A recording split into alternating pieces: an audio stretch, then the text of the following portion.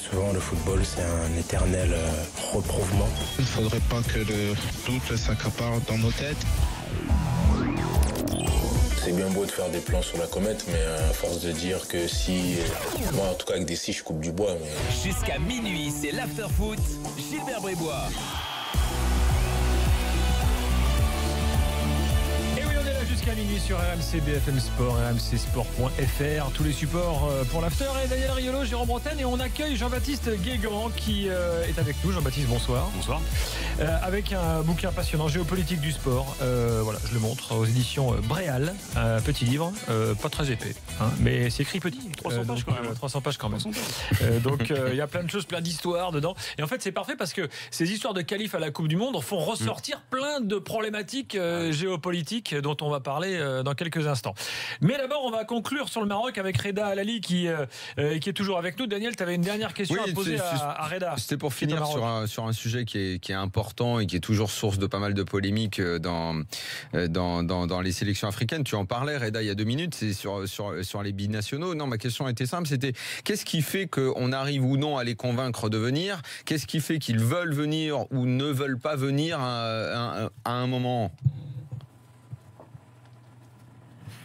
Tout simplement, déjà pour commencer, il y a des joueurs qui ont fait des choix du cœur par rapport à leur histoire personnelle. Il y a des joueurs qui ont fait des choix du réalisme par rapport au fait qu'ils savaient qu'ils ne seraient pas sélectionnés dans les équipes, dans les pays, disons, les pays d'après pour aller vite.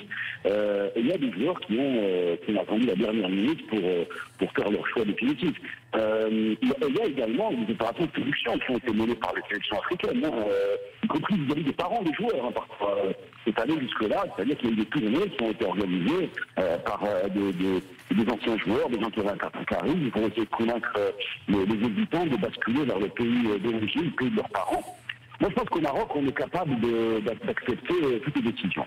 Adil Rami joue pour la France, Adil Rami, pardon, Belhanda et Benassi joue pour le Maroc. Il n'y a pas de problème. Le problème, il est quand on hésite, voilà, et qu'on a l'impression d'avoir fait de mauvais choix, qu'on arrive, qu'on choisit ses matchs, qu'on choisit ses...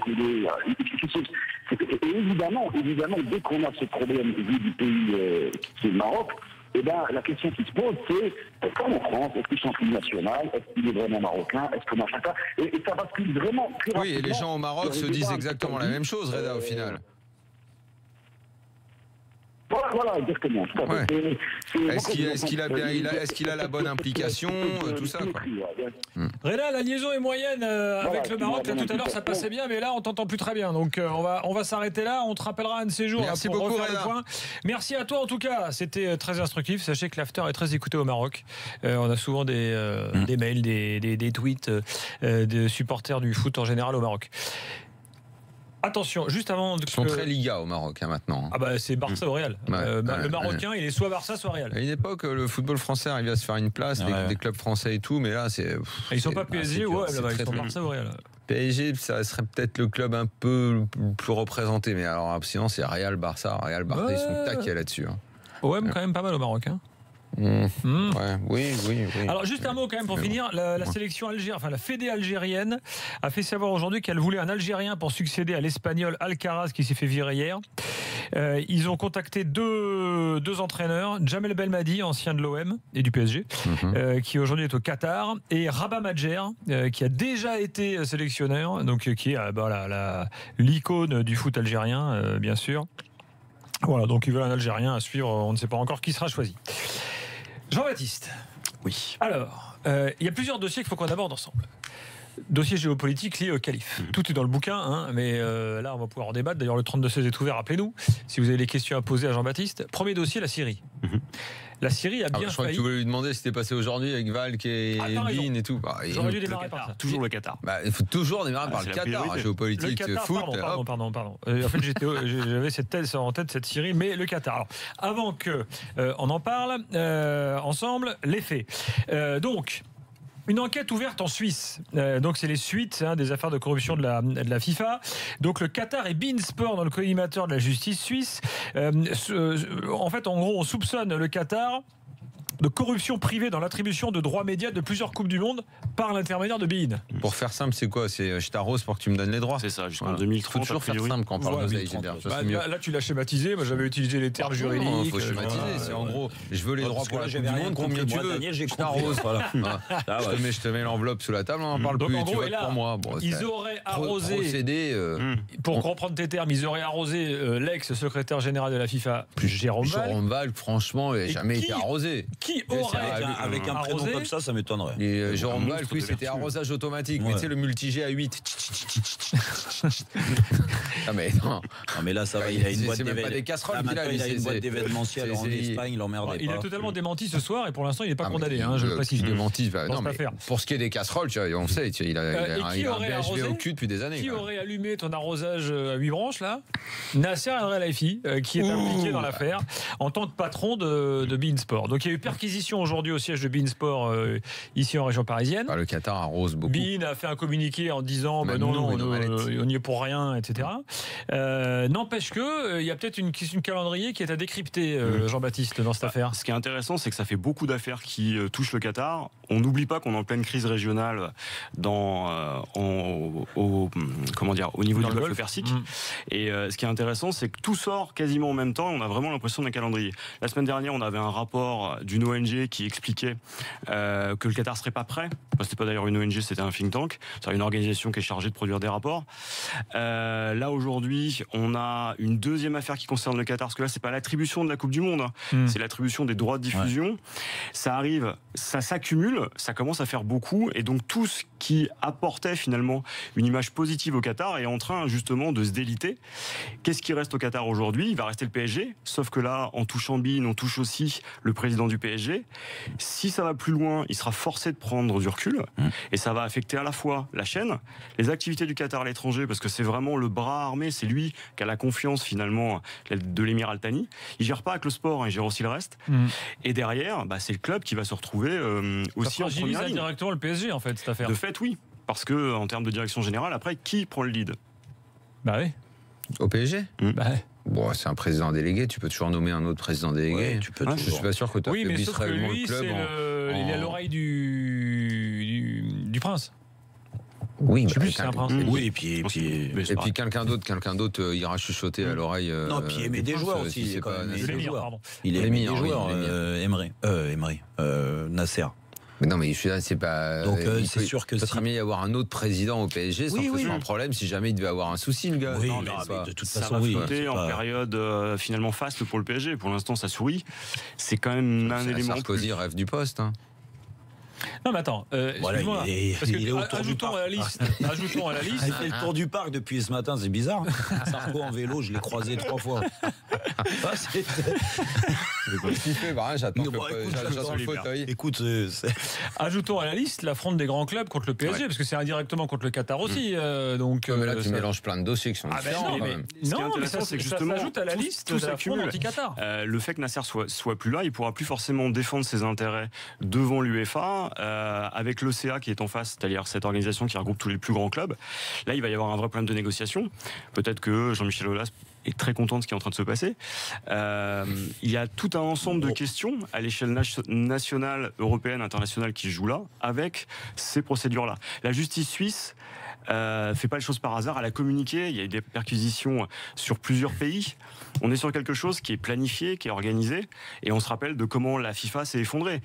C'était déjà la justice suisse, clairement pressée par les États-Unis. On peut se demander si derrière, c'est pas aussi en lien avec la crise régionale. Aujourd'hui, effectivement, il peut y avoir des conséquences à différents étages. Bon, ça s'est déclenché aujourd'hui, à suivre. Donc, dans les jours qui viennent. Rien à rajouter là-dessus, messieurs? Non. Si tu repasses près du parc ce soir, tu nous signales s'il tourne toujours avec son vélo. Ouais, je suis pas minuit, peut-être. Je t'ai dit, il était tôt ce matin. Alors, dossier suivant, la Syrie. Ah oui, mais ils ne sont pas qualifiés.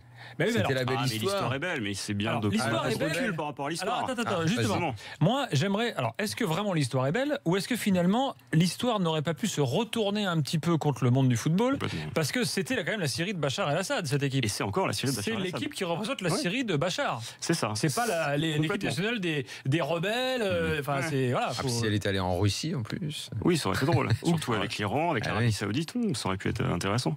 Non, là, ce qui est assez passionnant, c'est de voir que en termes de storytelling, on nous a vendu le petit pousset contre finalement tous les ogres, le petit pousset qui réussit, tout ça dans un pays en guerre avec des joueurs qui se transcendent. C'est formidable. Sauf que derrière, on oublie que la sélection, c'est la sélection de la fédération syrienne qui est dans la ligne de Bachar el-Assad, à la tête de laquelle on a des proches de Bachar el-Assad. Le sélectionneur a clairement exprimé son soutien à Bachar el-Assad et a dit que l'équipe jouait pour Bachar. On est donc dans un contexte qui n'est pas neutre politiquement. La FIFA n'a pas sanctionné, alors que normalement elle aurait pu le faire. Elle a sanctionné d'autres fédérations pour moins que ça. Et dans la crise syrienne, finalement, si la Syrie avait battu l'Australie, on aurait pu avoir l'équipe de Syrie contre les États-Unis, par exemple, en barrage. Ça ne va pas se faire. Mais c'est intéressant, parce que cette équipe-là, si elle avait pu aller jusqu'en Russie, on aurait eu une équipe représentant... Je pense que Trump, il aurait été prêt à jouer latéral gauche. Peut-être.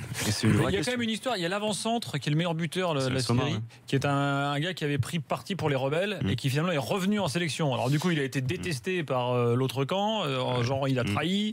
Puis lui il dit ouais mais moi je joue pour tous les Syriens. Alors, ou en gros il avait lui sa vie de sportif aussi, il devait se dire moi j'ai il y a ça, puis il y a autre chose. C'est-à-dire qu'il a donné une seule interview, je crois que c'était ESPN, où il expliquait qu'il revenait, mais qu'il n'avait pas la possibilité de parler.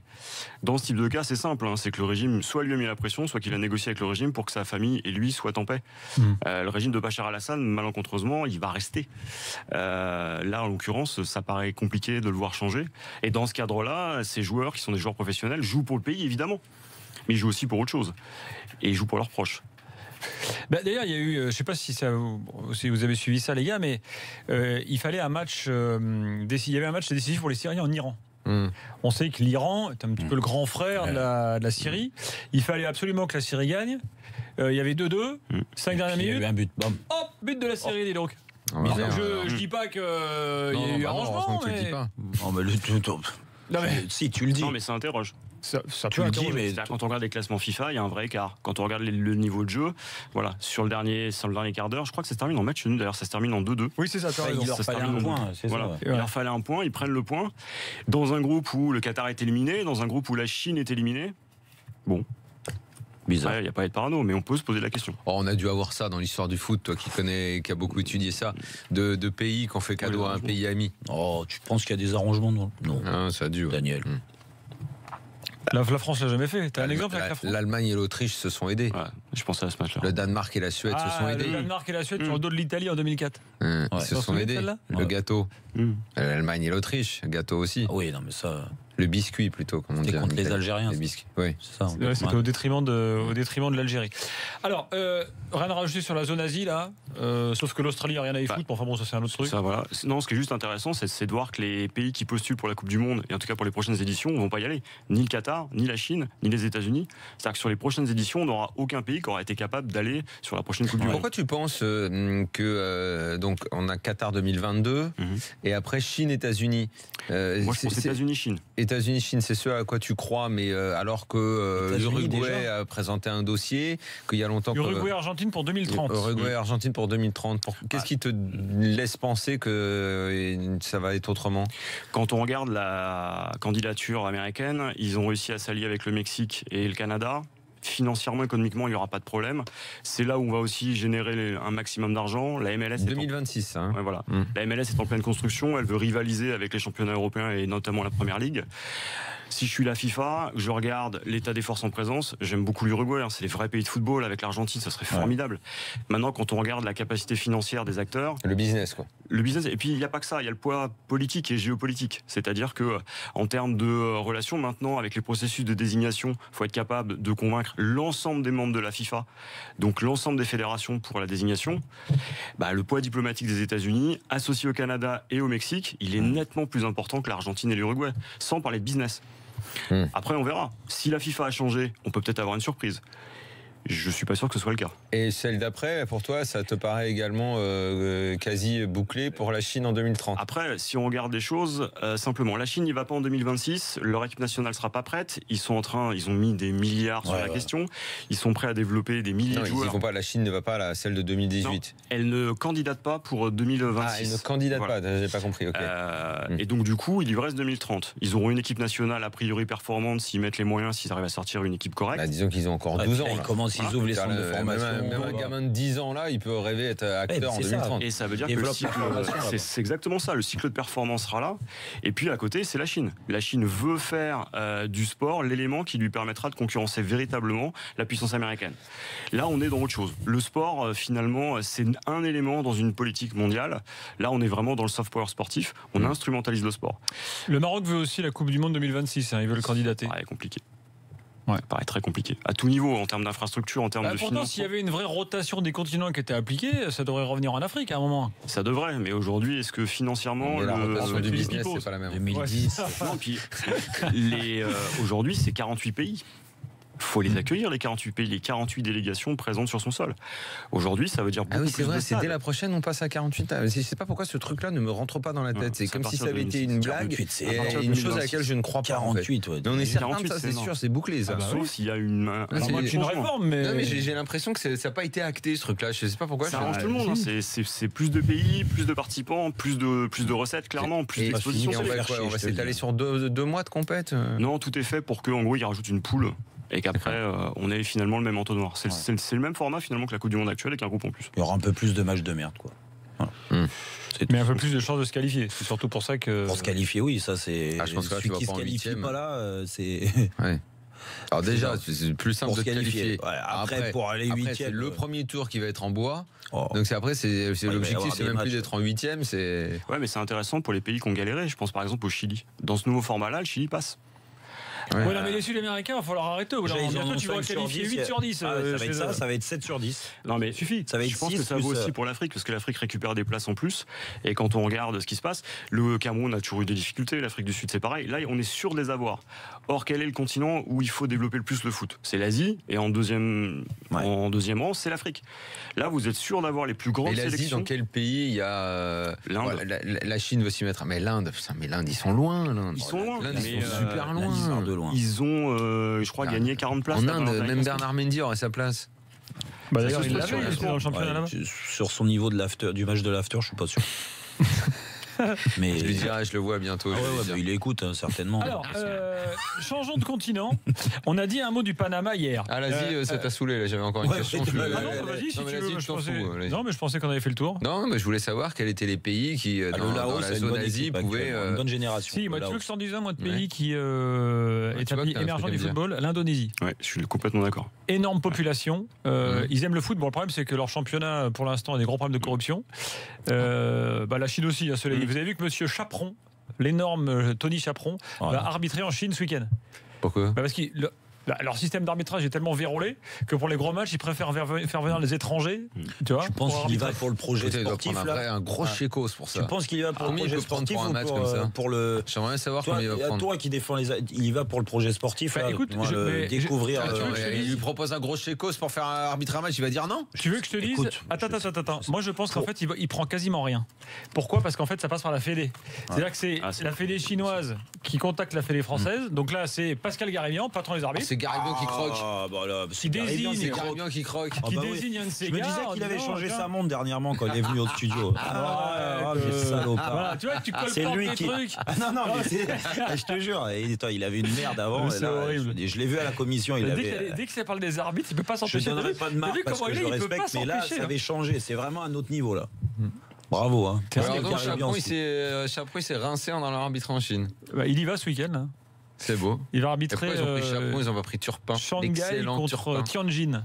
L'avantage de Chaperon, c'est que là-bas, ils vont pas le comprendre. Quand il va parler français, c'est quand il prend les joueurs de haut et qu'il leur parle mal et tout. Là, il veut pas s'empêcher. Chaperon, il a raison. Il est relou tout ça. Là-bas, il va être bien, tu verras. Il fera un bon arbitrage. Bon, alors l'Indonésie, ça peut être une nation de foot. Il y a un réservoir de population. Il y a la possibilité finalement d'avoir des clubs qui se construisent. Et puis, avec 200 millions de personnes, on arrive à sortir une équipe quand même. Où c'est qu'on est vraiment pas bon. Et là, pour l'instant, les zones de qualif, ils font quoi? Ils sont nuls. Voilà. Bon, ils sont nuls et d'un coup, Ouais, ils vont mais devenir bien. il faut raisonner sur un cycle de 10 ans. C'est ce que fait la Chine. Hein. Ouais, mais la Chine, on a l'impression qu'il y a eu une sorte de plan de développement en attirant du monde, en mettant les gamins au foot très tôt. Et toute une tripotée de gamins, ils ont obligé à jouer au foot. Hein. Voilà. L'Indonésie sera différent, mais foncièrement, le foot continue à se développer. Le seul endroit finalement où il y a encore une réserve, ça va être l'Afrique, parce que ça manque d'infrastructures, et puis surtout l'Asie. Je pense à l'Inde. L'Inde, finalement, ça devrait être le continent que devrait cibler la FIFA. Il y a un tel potentiel. Ouais, mais si les Indiens ont envie de jouer au foot. Ils aiment le cricket. Bah ouais, mais ici, on va les faire chier, ils ont envie de jouer au cricket. Ça dépend si tu penses business ou si tu penses sport. Si tu penses sport, tu dis on les laisse tranquilles, on fait autre chose, alors qu'il y a un football émergent. Tu veux développer parce qu'il y a le marché. Bon, alors j'en reviens à mon Panama. La Malaisie, peut-être. Parce que dans l'histoire du Panama qui se qualifie, il y a la CIA. La Mongolie, il paraît qu'il y a une bonne génération. La Mongolie je crois pas. C'est plus judo, la Mongolie. Écoute, moi, je sais ce qu'on me dit. T'es mal informé. Alors, j'en reviens au Panama. Il y en a pas mal des joueurs mongols en France. Hein. T'as des noms? Ah ou qui? Bon, vas-y. Mais il est en train de. Il est en train de déraper. Il dérape. Allez, on va. Ils ont les deux Je reviens au Panama. Parce que le Panama, c'est quand même une. Alors, donc. Bon, Jean-Baptiste, il y a eu une coalition de l'Amérique centrale contre les ricains, on va pas se mentir. C'est toujours pareil, tant qu'il y a le Honduras qui bat le Mexique. Contre los gringos. Panama, los gringos. Disons que tout le monde est content, je pense, en Amérique centrale. Voilà. Il est parti en vrille complet. Mais non, mais c'est évident. Mais il y a un truc qui est génial. Le Panama, le gringo, il est pas bien vu. Rappelle-toi quand il allait chercher son café Arabica. Gringo. Ça, c'était. Comment il s'appelle? Raffarin. C'est que Raffarin, il bossait pour. Il faisait ça. Il faisait El Gringo. Mais c'était quoi comment ça? C'est quoi cette marque avant de faire la politique, il bossait pour la boîte du café. C'était quoi cette marque avec le mec qui arrivait et qui prenait en costume? Jacques Vabre. Il était tout en blanc. Il avait. Gringo. C'est grand café.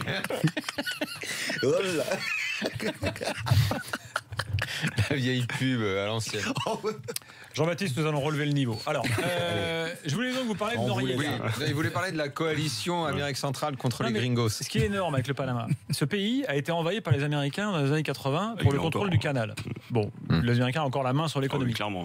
Donc, en gros, il y a une haine des Américains dans ce pays très clair. Détestation. Voilà. Et là, ils éliminent les Américains sur en plus un but qui n'existe pas. Donc un truc de filou en mode latin, latino-américain, quoi. Donc là, le scénario pour eux, il est impeccable. Après, c'est un peu comme la France en éliminatoire il y a quelques années. Voilà, on bat pas la Bulgarie nous bat. Les Américains avaient qu'à gagner le match précédent, ils avaient qu'à se mettre à l'abri.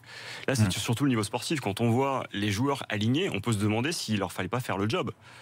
Et là, sportivement, ils ont failli. Après, que les autres s'arrangent derrière, à un moment donné, on paye aussi. Hein.